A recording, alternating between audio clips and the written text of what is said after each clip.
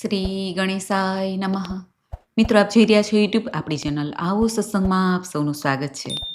મિત્રો, આજે આ વિડીયોમાં આપણે સાંભળવાના છીએ કારતક માસના શુક્લ પક્ષની અષ્ટમી તિથિ એટલે ગોપાષ્ટમી, જેમાં લીલાધારી ભગવાન શ્રી કૃષ્ણ અને ગાય માતાની પૂજાનું મહત્વ બતાવવામાં આવ્યું છે. આ દિવસે એવું કહેવાય છે કે જ્યારે ગોવર્ધન પૂજા થઈ, બેસતું વરસ હતું, ત્યારે ભગવાન શ્રી કૃષ્ણએ 7 દિવસ સુધી ગોવર્ધન પર્વતને ઉઠાવ્યો હતો અને ઇન્દ્ર રાજાએ આજે હાર માની અને પ્રભુને પાસે ક્ષમા માંગી હતી. તે હતી આ ગોપાષ્ટમીનો શુભ અવસર, શુભ દિવસ. એટલા માટે આજે સૌ વૃંદાવનવાસીઓએ ભગવાન શ્રી કૃષ્ણ અને ગાયોની પૂજા કરી હતી. તે આજનો દિવસ એટલે ગોપાષ્ટમી.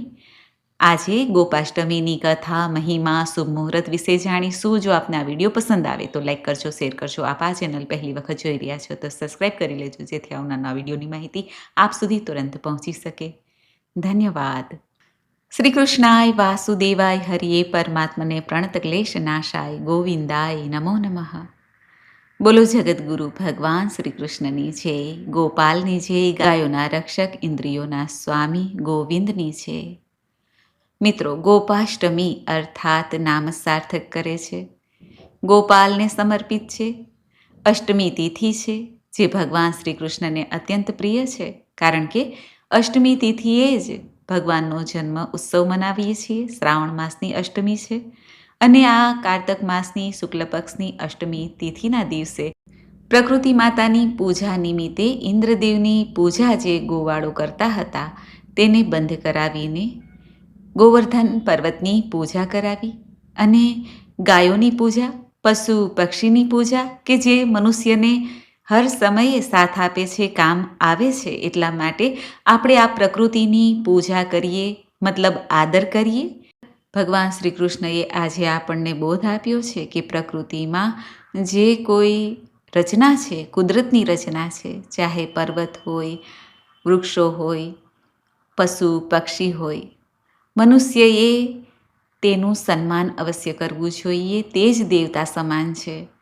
નહીં કે અલૌકિક જે સ્વર્ગમાં રહેલા દેવતાનું પૂજન કરવું જોઈએ, જે આપણી સામે છે, જે આપણને ઉપયોગમાં આવે છે, કામમાં આવે છે, તેની કદર કરવી જોઈએ, તેનું સન્માન કરવું જોઈએ. તે પ્રભુએ આપણને શીખવાડ્યું છે. માટે આપણે નદી, તળાવ, વૃક્ષો, લતાઓ, પર્વતો તથા જે કોઈ પશુ પક્ષી ઈશ્વરની રચના છે, મનુષ્યએ તેનો આદર કરવો જોઈએ, તેને સાચવવા જોઈએ.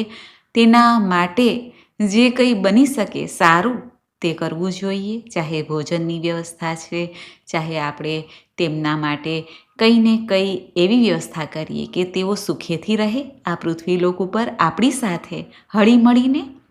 એટલા માટે પ્રભુએ આપણને આ સંદેશ દેવા માટે આ ગોપાષ્ટમીનો ઉત્સવ મનાવાય છે. સૌપ્રથમ આપણે જાણી લઈએ કે ગોપાષ્ટમી તિથિ ક્યારે આરંભ થાય છે. આ વર્ષે કારતક માસના શુક્લ પક્ષની અષ્ટમી તિથિ પ્રારંભ થાય છે તારીખ 29 ઓક્ટોબર 2025 સવારે લગભગ 9:30 વાગે. જે આ તિથિ પૂર્ણ થાય છે 30 ઓક્ટોબર 2025 સવારે લગભગ 10 વાગ્યાની આસપાસ. ઉદયા તિથિ અનુસાર હંમેશા આ વ્રત કરાય છે, ગાયોનું પૂજન થાય છે, ભગવાન શ્રી કૃષ્ણની પૂજા થાય છે. એટલા માટે 30 ઓક્ટોબર 2025ના દિવસે ગોપાષ્ટમીનો ઉત્સવ મનાવવાનો રહેશે. આ ગોપાષ્ટમીના દિવસે શુભ અને દુર્લભ સંયોગ પણ થવા જઈ રહ્યો છે. ભગવાન શ્રી કૃષ્ણની કૃપા પ્રાપ્ત કરવા માટે આજે ઉત્તમમાં ઉત્તમ દિવસ છે. રવિ યોગ, શિવવાસ યોગ પણ છે. ભગવાન શ્રી કૃષ્ણ અને ગૌ માતાની પૂજા કરીને ભક્તો પોતાની આત્માનું તો કલ્યાણ કરે છે, મનોકામના પૂર્ણ થાય છે, સુખ સમૃદ્ધિ ઘરમાં રહે છે, ખુશહાલી જીવનમાં રહે છે. આજે ઘણા ભક્તો વ્રત પણ કરે છે.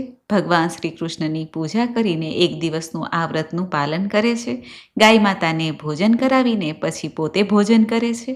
એ રીતે નિયમનું પાલન થાય છે. ધાર્મિક માન્યતા અનુસાર ગાય માતામાં 33 કોટી દેવતાનો વાસ મનાય છે, જેમની પૂજાથી ધન સમૃદ્ધિ પ્રદાન થાય છે. દેવી દેવતાના આશીર્વાદ પ્રાપ્ત થાય છે. દેવી લક્ષ્મીના અવતાર તરીકે કામધેનુ ગાય મનાય છે. એટલા માટે ગાયને માતાના રૂપમાં આપણે પૂજીએ છીએ.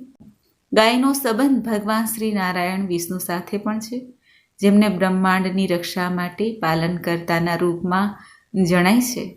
એવું મનાય છે કે જ્યારે આપણે રસોઈ કરીએ ત્યારે પહેલી રોટી ગાય માટે કાઢવામાં આવે છે અને છેલ્લી રોટલી કૂતરા માટે, જેથી અન્નમાં બરકત રહે, આરોગ્ય રહે. ગૌ માતાના દૂધમાં પણ પૌષ્ટિકતા છે. ગાયનું દૂધ છે, છાણ છે, ગૌમૂત્ર, ઘી, દહીં આદિ પૂજામાં પણ ઉપયોગમાં લેવાય છે અને બધા માટે પૌષ્ટિક પણ હોય છે. ગાયનું વાછરડું જ્યારે દૂધ પી લે ત્યારબાદ જે બાકીનું દૂધ વધે છે તેની ઉપર બીજા અન્ય જીવનો હક છે, ચાહે આપણે મનુષ્ય જ કેમ ન હોય.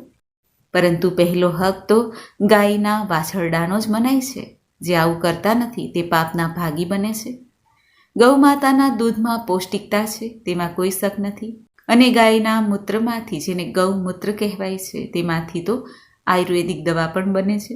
અમૃત મંથન દરમિયાન 14 રત્ન પ્રાપ્ત થયા હતા. તેમાંથી ગાય માતા જે કામધેનુના રૂપમાં પ્રગટ થયા હતા, એ ગાયની સંતાનો જ આ ધરતીલોક ઉપર છે ગાયના રૂપમાં. કામધેનુ એવી ગાય છે જે દરેક ઈચ્છા પૂર્તિ કરે છે. અને હિન્દુ ધર્મમાં ગાયને ઘણી શુભ પણ મનાય છે. આંગણે આવીને જો ગાય બોલે તો શુભ મનાય. ગાય જ્યાં બિરાજમાન રહે છે તે માટી પૂજનીય બની જાય છે, શુભતા રહે છે. એવું મનાય છે કે જે લોકો ગાયની સેવા કરે છે તેના 9 ગ્રહ શુભ પરિણામ આપે છે. એવું પણ કહેવાય છે કે ગૌ માતા જ્યાં ઊભા હોય તે જગ્યાએ વાસ્તુ દોષ રહેતો નથી. એટલા માટે પહેલાંના જમાનામાં આપણે સૌ ગાયનું પાલન કરતા, ગાય પાળતા હતા. પરંતુ અત્યારે જગ્યાનો અભાવ હોય, સમય ન હોય, સમય બદલાઈ ગયો છે, માટે ગાયની સેવા નિત્ય થતી નથી. પરંતુ ગૌશાળામાં જઈને અથવા ગોપાલક જ્યાં છે ત્યાં જઈને ગાયની સેવા અવશ્ય કરી શકાય છે. ગાય માતાનું જે છાણ છે તે સૂકવીને જો તેની ધૂની કરવામાં આવે, કપૂર, લવિંગ છે, ગુગળ છે, લોબાન છે, તેના વડે, તો ઘરમાંથી નકારાત્મક દોષ સમાપ્ત થાય છે. ગૌદાનનું પણ મહત્વ છે, પરંતુ અત્યારના યુગમાં નહીં. ગૌદાન ન કરવું જોઈએ, પરંતુ જ્યારે પણ ગૌદાનની વાત આવે ત્યારે ગાયની મૂર્તિ દાનમાં દઈ શકાય છે. કારણ કે ગૌદાન કરવું તે સામેવાળી વ્યક્તિ જો ગાય માતાની વ્યવસ્થિત રીતે સેવા ન કરે, પાલન પોષણ ન કરે, તો તેનું પાપ દાન દેવાવાળાને લાગે છે. એટલા માટે ગૌદાન ન કરવું જોઈએ. કહેવાય છે કે આ દિવસે ગાય માતાની આરાધના કરવાથી 9 ગ્રહ દોષ દૂર થાય છે. જીવનમાં સંકટ, સમસ્યા હોય તે પણ દૂર થાય છે.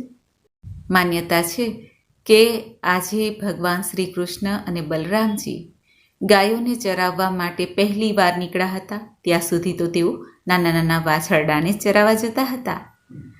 તે હતી આ કારતક માસના શુક્લ પક્ષની અષ્ટમી તિથિ. એટલા માટે આ તિથિને ગોપાષ્ટમી કહેવાય છે. ગોપાષ્ટમી અર્થાત ગોપ અને અષ્ટમી તિથિ. ગોપ અર્થાત ભગવાન શ્રી કૃષ્ણ, જેમનું એક નામ ગોપાલ પણ છે. એમ ગોપ બનીને ગોપ બાળકોની સાથે પ્રભુએ લીલા કરી હતી. તે હતો આજનો દિવસ. એટલા માટે આજે વૃંદાવન, મથુરા આદિમાં ધામે ધૂમેથી ઉત્સવ મનાવાય છે. ગોપાષ્ટમીની પૌરાણિક કથા અનુસાર શ્રી કૃષ્ણ 6 વર્ષના હતા. યશોદાજીને કહે છે કે મૈયા, હવે હું મોટો થઈ ગયો છું. ત્યારે યશોદાજી પ્રેમપૂર્વક લાલાને કહે છે, તો લાલા, હું શું કરું? ત્યારે પ્રભુ કહે છે કે મૈયા, હવે હું નાના નાના વાછરડાને ચરાવવા નહીં જાઉં. હવે તો હું મોટી ગાયને ચરાવવા જઈશ. ત્યારે યશોદાજી કહે છે, ઠીક છે લલ્લા, તારા પિતાને પૂછી લે. ત્યારે ભગવાન શ્રી કૃષ્ણ તેમના પિતાશ્રી નંદ બાબા પાસે આવે છે અને કહે છે, બાબા બાબા, હવે હું મોટો થઈ ગયો છું. મારે હવે નાના નાના વાછરડા ચરાવવા નથી. હવે મારે મોટી ગાય ચરાવી છે. ત્યારે નંદ બાબા કહે છે કે લલ્લા, હજી તો તું ઘણો નાનો છે. અત્યારે તું ગાયો કેવી રીતે ચરાવવા જઈ શકીશ? તું નાના વાછરડા ચરાવ. ત્યારે લાલો કહે છે કે ના, મારે તો ગાયો ચરાવવા જવી છે. હઠ પકડી જમીન ઉપર લાલા આડોટવા લાગ્યા. ત્યારે નંદ બાવા પ્રેમવશ કહે છે કે જા, તું પંડિતજીને બોલાવી લાવ, આપણે ગૌચારણનું મુહૂર્ત જોઈને પછી કાર્ય આરંભ કરીએ. ભગવાન શ્રી કૃષ્ણ તો પ્રસન્ન થઈને દોડતા દોડતા પંડિતજીના ઘેરે પહોંચ્યા અને કહે છે, પંડિતજી, ચાલો, મારા બાબા તમને બોલાવે છે. ગૌચારણનું મુહૂર્ત કાઢવાનું છે, પરંતુ એક વાતનું ધ્યાન રાખજો, ગૌચારણનું આજે જ મુહૂર્ત કાઢજો. જો આજે તમે મુહૂર્ત કાઢ્યું તો તમને હું ઘણું બધું માખણ આપીશ. પંડિતજી પણ શું કરે? પંડિતજી નંદ બાબા પાસે આવ્યા અને વારંવાર પંચાંગને ઉલટ સુલટ કરે છે, આંગળાના વેઢા ગણે છે. નંદ બાબા કહે છે, પંડિતજી, એવું તે મોટું ક્યું કામ છે કે તમે વારંવાર આંગળીના વેઢા ગણો છો? શું કોઈ મોટું મુહૂર્ત કાઢવાનું કહ્યું છે મેં તમને? ત્યારે પંડિતજી કહે છે, શું કરું નંદ બાબા, મુહૂર્ત આજનું જ છે, પછી આખું વરસ છે જ નહીં. ત્યારે નંદ બાબા પણ શું કરે, હવે લલ્લાને આજે જ સ્વીકૃતિ દેવી પડી. ભગવાને આજે ગૌચારણ આરંભ કર્યું. ભગવાન શ્રી કૃષ્ણ કે જેઓના મુખમાં બ્રહ્માંડ સમાયેલું છે, તેઓ ગ્રહો, નક્ષત્રો, તારાને અદલ બદલ કેમ ન કરી શકે, પલટ કેમ ન કરી શકે? ત્યારે આ મુહૂર્ત તો શું છે? આ તો પ્રભુની એક લીલા છે. ગોચારણ લીલાનું મુહૂર્ત આજે પ્રભુ દ્વારા જ કહેવામાં આવ્યું છે. માટે આજે જે અષ્ટમી તિથિ છે તે પ્રભુ સાથે વણાયેલી કહેવાય છે. એટલા માટે આજે ગોપાષ્ટમીનો ઉત્સવ મનાવાય છે. આજે પ્રભુ ગાયો ચરાવવા જાય છે ત્યારે માતા યશોદા ગોપાલને તિલક કરે છે, ચોખા ચોળે છે, ફૂલથી વધાવે છે, આરતી કરે છે અને પ્રભુને મીઠાઈ પણ આપે છે, જે પ્રભુ એક લાકડીમાં વસ્ત્રમાં બાંધીને ત્યારબાદ ગૌચારણ માટે જાય છે.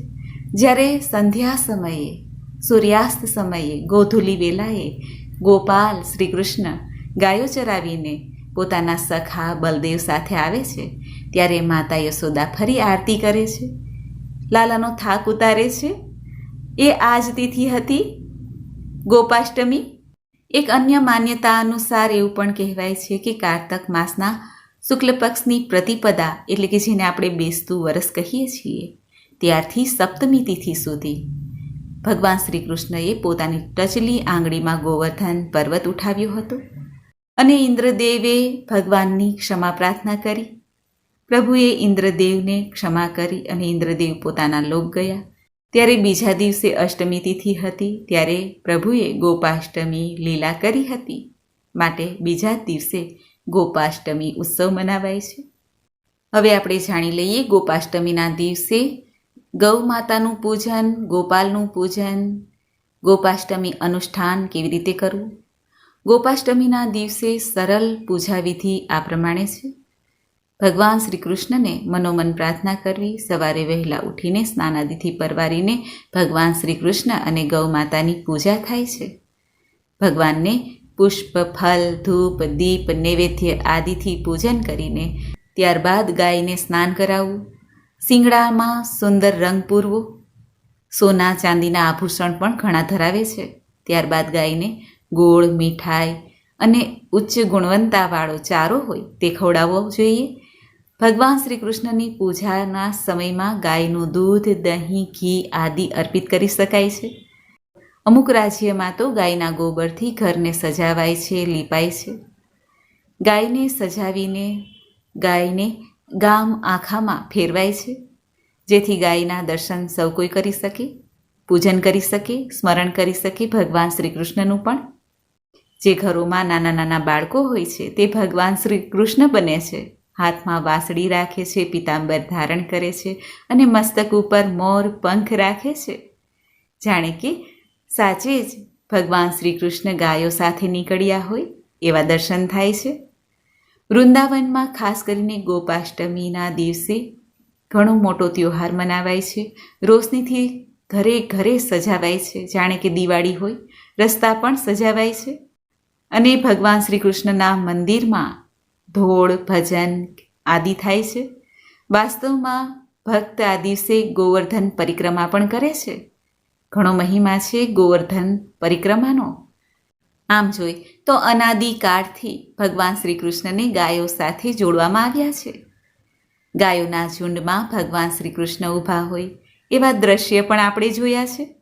ધાર્મિક કારણ એ પણ હોય કે આપણો ભારત દેશ તે ગાયોનું મહત્ત્વ દર્શાવે છે. કૃષિ પ્રધાન દેશ છે. ભારત દેશમાં પશુપાલન, ખેતી આદિનું મહત્ત્વ વધુ જ રહ્યું છે પહેલેથી. તેની ઉપર જ લોકો નિર્ભર રહેતા હતા. હવે જો કે સમય બદલાણો છે, પરંતુ છતાં પણ પહેલાંનો સમય ભૂલાય નહીં.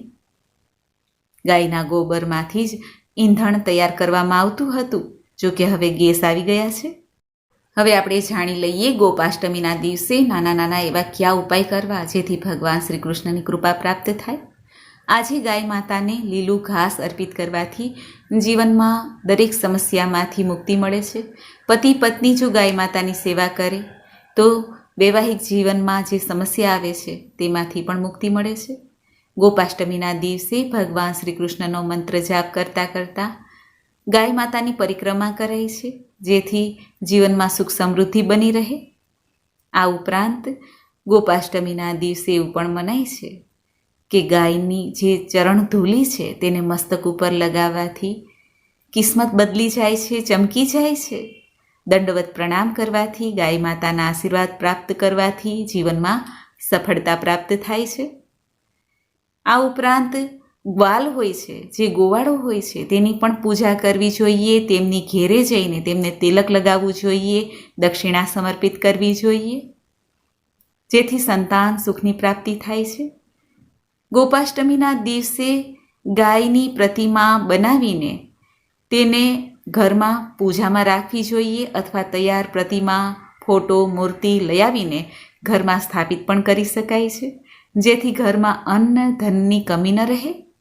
ગોપાષ્ટમીના દિવસે દૂધનું દાન ઉત્તમ મનાય છે, ચાહે ગાયનું દૂધ હોય કે કોઈ પણ દૂધ હોય. આજે ગાયના દૂધનો ઉપયોગ ન કરવો જોઈએ. ગાયનું દૂધ, માખણ, ઘી પોતે ઉપયોગ ન કરવો જોઈએ. ભગવાનની સેવામાં ઉપયોગ કરવો જોઈએ અને દાન અવશ્ય કરવું જોઈએ, જેથી કુંડળીમાં રહેલ ચંદ્ર દોષ શાંત થાય છે, શુભ ફળની પ્રાપ્તિ થાય છે. આ રીતે આજે ભગવાન શ્રી કૃષ્ણ સાથે ગૌ માતાની પૂજા થાય છે. મિત્રો, મને આશા છે કે આપને આ વિડીયો જરૂર પસંદ આવ્યો હશે. આજના દિવસે ગાય માતાની પૂજા કરતી વખતે જો ગાય માતાનો મંત્ર આવડે તો અવશ્ય બોલવો જોઈએ. ધેનુ ત્વમ કામધેનુ સર્વ પાપ નિવારિણી મોક્ષ ફલ પ્રદાયિની મા માતૃદેવી નમસ્તુતે. ત્યારબાદ ભગવાન શ્રી કૃષ્ણનો મંત્ર છે, શ્રી કૃષ્ણ ગોવિંદ હરે મુરારે હે નાથ નારાયણ વાસુદેવ. ઓમ દેવકી નંદનાય વિદ્મહે વાસુદેવાય ધીમહિ તન્નો કૃષ્ણ પ્રચોદયાત. મિત્રો, મને સાંભળવા માટે ધન્યવાદ. આપ સૌને મારા જય શ્રી કૃષ્ણ.